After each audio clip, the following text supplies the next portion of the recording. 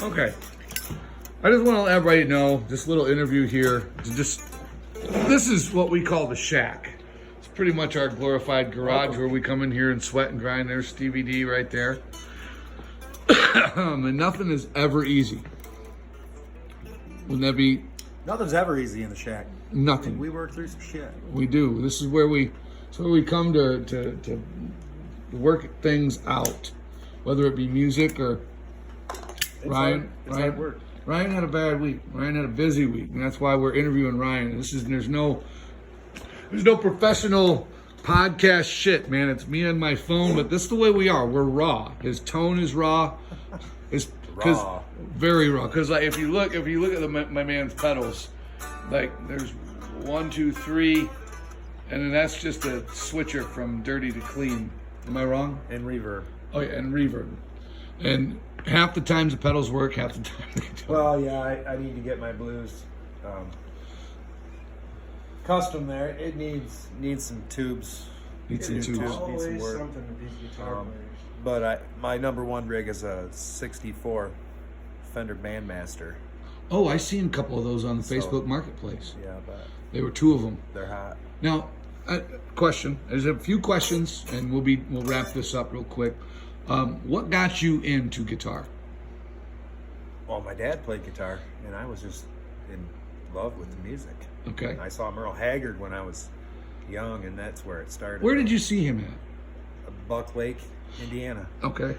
Now, is that a campground? Yeah, the Buck Lake Ranch.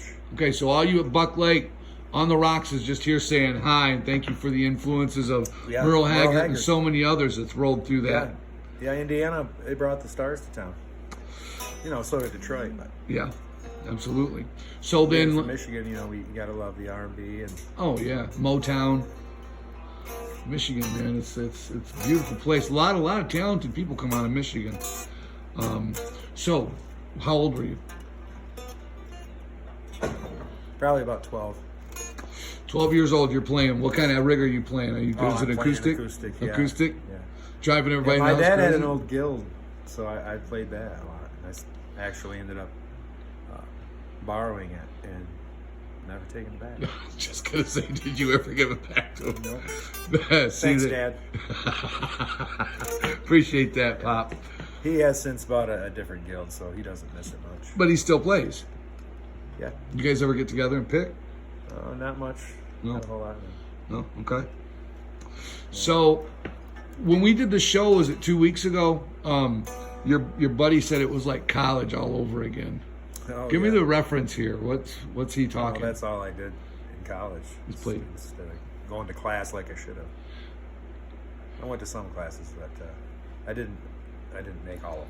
Let's do that. Yeah, but you came out all right. Look at you. Look at you now. Oh yeah. Is there any like particular style that you chased, or was it a like who's your big influence, the biggest influence? Oh well, you know, the blues players are my biggest influence. Like Albert King. Yeah, along those lines, you know, Jimmy Vaughan and Duke Robillard, Ronnie Earl. Yeah. If you could jam with one of them, which one would it be? Probably Ronnie Earl. Yeah. Yeah. Well, you don't know Ronnie Earl. Go out there and YouTube some of his stuff. Language of the Soul. Language of the Soul. Check it out.